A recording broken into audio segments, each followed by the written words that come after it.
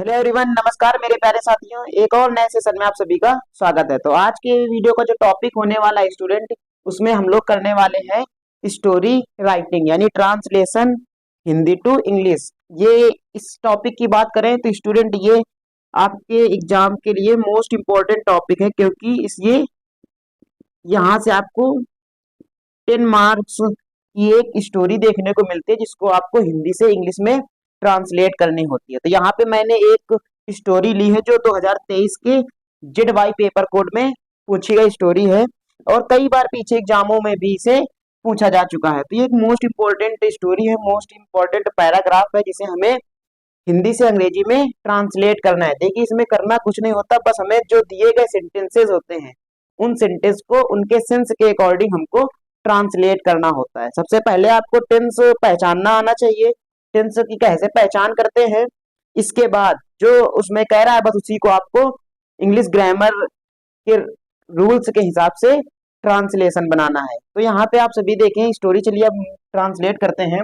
पहला सेंटेंस आपके सामने लिखा है, एक बार एक चोर घर में घुस आया। तो ये एक पास्ट टेंस है, तो इसको हम लोग कैसे इसका ट्रांसलेशन करेंगे, ये आप यहाँ पे देखिए। लिखा है एक बार, एक बार की आप सभी जानते हो अंग्रेजी होती वंस। एक बार एक चोर घर में घुस आया। कौन घुस आया? चोर। तो ये आपका हो गया सब्जेक्ट। वंस यहां से लगा देंगे a thief. Once a thief, घुसना की होती है इंटर्ड, है ना।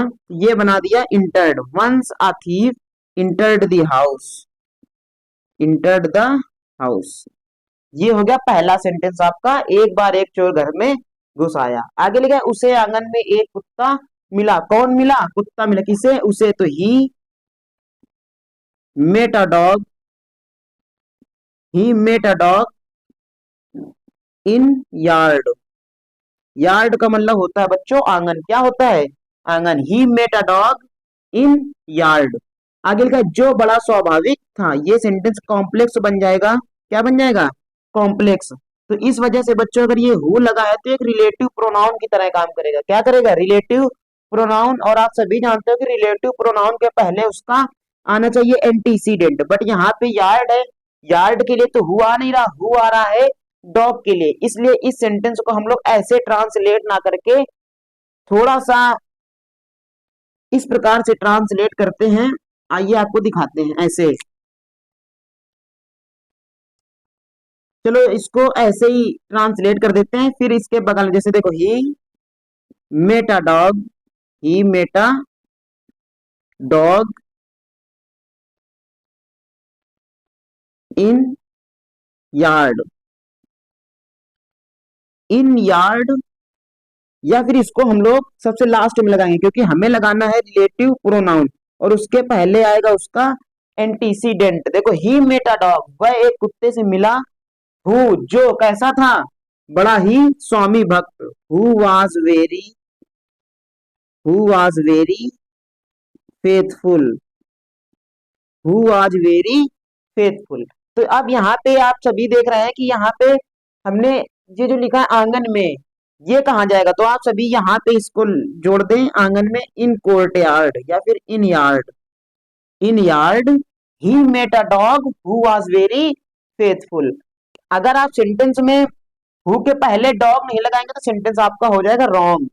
क्यों? क्योंकि आप सभी को पता है रिलेटिव प्रोनाउन के पहले उसका एंटीसीडेंट आना जरूरी होता है, इसलिए हम इन यार्ड को लगाएंगे आगे। He met a dog who was very faithful. आगे सेंटेंस लिखा है, कुत्ते को चुप करने के लिए चोर ने गोश्त का एक टुकड़ा उसकी ओर फेंका।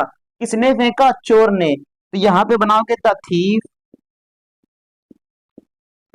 द थीफ वर्ब लगेगी फेंका, थ्रो की second form threw, threw a piece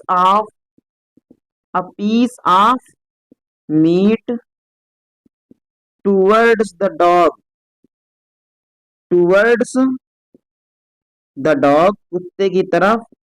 to अगर उसको चुप कराने के लिए, to make him,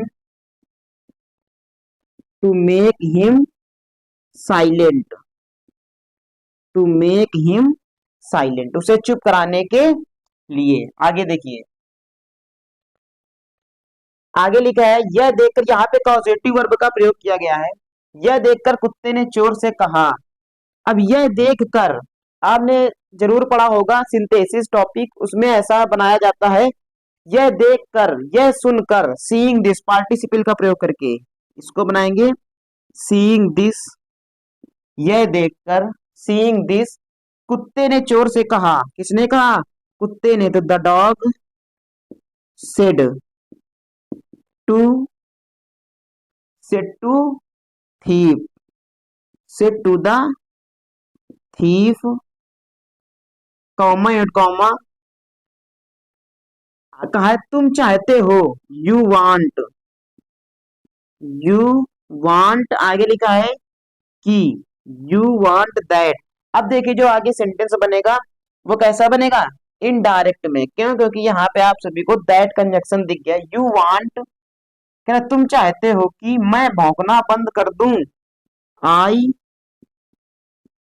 stop, I stop. देखो यहाँ पे स्टॉप ही क्यों लगेगा? क्योंकि ये इसमें है प्रेजेंट में। यू वांट, तुम चाहते हो, that I stop barking, I stop barking and, तुम मेरे मालिक के जेवर और कपड़े चुरा लो। चुराना होता है steel, and steel the clothes, steel the clothes and jewels of my master, of my master. कह रहा यू वांट, तुम चाहते हो, दैट आई स्टॉप बार्किंग, मैं चुप हो जाऊं, भौंकना बंद कर दूं, एंड स्टील द क्लॉथ्स, और चुरा लो कपड़े, and jewels of my master, मेरे मालिक के। ऐसे आगे लिखा ऐसा कभी नहीं हो सकता। ऐसा का मतलब it, it can never happen, it can never happen, ऐसा कभी भी नहीं हो सकता। मैं ऐसा मूर्ख नहीं हूं।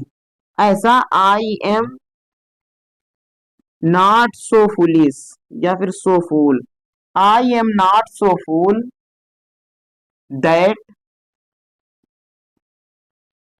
दैट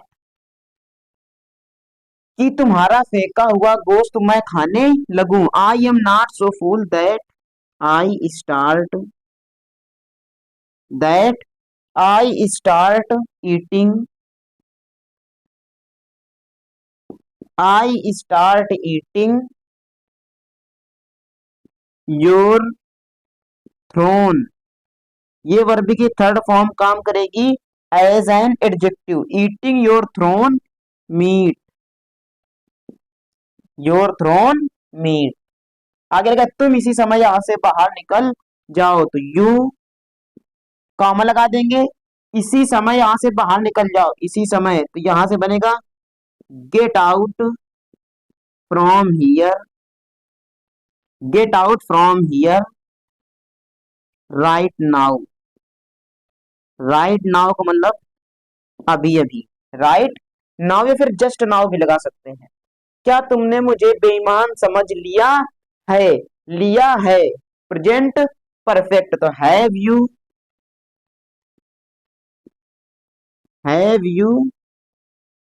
अंडरस्टैंड वाला समझना, हैव यू अंडरस्टूड,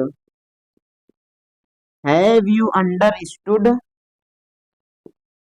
मी, क्या समझ लिया है? बेईमान। तो have you understood me as a fool, as a fool, मुझे मूर्ख समझ लिया। Have you understood me a fool भी लगा सकते हैं, एज अ फूल भी लगा सकते हैं। इस प्रकार से ये स्टोरी बच्चों हो गई इस हिंदी पैसेज से इंग्लिश पैसेज में। आई होप आपको हर एक सेंटेंस बेहतरीन तरीके से समझ में आया होगा, और ऐसे ही सेंटेंसेस का ट्रांसलेशन आप करते हैं। बस आपको ग्रामर के थ्रू चलना है, जो जो सेंटेंस में कह रहा है उसका सेंस लेना है और उसको ट्रांसलेट करना है। तो आई होप आपको आज का वीडियो अच्छा लगा होगा, इन्फॉर्मेटिव लगा होगा। तो मिलते हैं आगे एक नए टॉपिक के साथ।